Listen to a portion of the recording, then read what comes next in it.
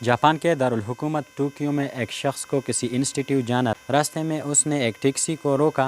جب ٹیکسی روکا تو اس کو جاپانی زبان نہیں آتا، صرف اس نے اس انسٹیٹیوٹ کا نام لیا جہاں اسے جانا تھا۔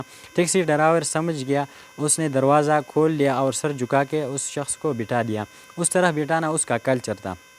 جب سفر جاری ہوا تو اس نے یعنی ٹیکسی ڈرائیور نے میٹر آن کیا، پھر کچھ فاصلے کے بعد میٹر کو واپس بند کیا اور پھر کچھ فاصلے کے بعد دوبارہ میٹر کو آن کیا۔ مسافر حیران تھا کہ یہ کیا ماجرا ہے، لیکن بہرحال زبان نہ آنے کی وجہ سے وہ چپ رہا۔ جب انسٹیٹیوٹ پہنچا تو وہاں استقبال کرنے والوں سے پوچھا کہ پہلے آپ اس ٹیکسی ڈرائیور سے پوچھے کہ اس نے راستے میں میٹر کو کیوں بند رکھا۔ جب انسٹیٹیوٹ والوں نے ان ٹیکسی ڈرائیور سے پوچھا تو اس ٹیکسی ڈرائیور نے بتا دیا کہ راستے میں مجھ سے ایک غلطی ہوئی تھی، جہاں مجھے مڑنا تھا وہاں مڑ نہ سکا، راستہ میں نے غلط کیا۔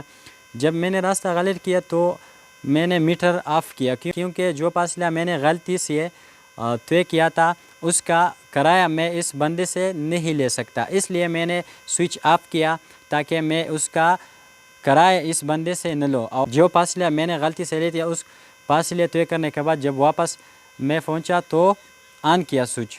تو مسافر کہتا ہے کہ میں حیران ہو کہ اس بندے نے نہ چلا لگایا تھا، نہ تبلیغ میں گیا تھا، نہ اس کی پگڑی تھی، نہ اس کی داڑھی تھی، لیکن اس میں ایک ایمانداری تھی اور وہ سچ بولتا تھا۔ اب ہم اپنا موازنہ کریں کہ ہمارے درمیان کیا چل رہا ہے۔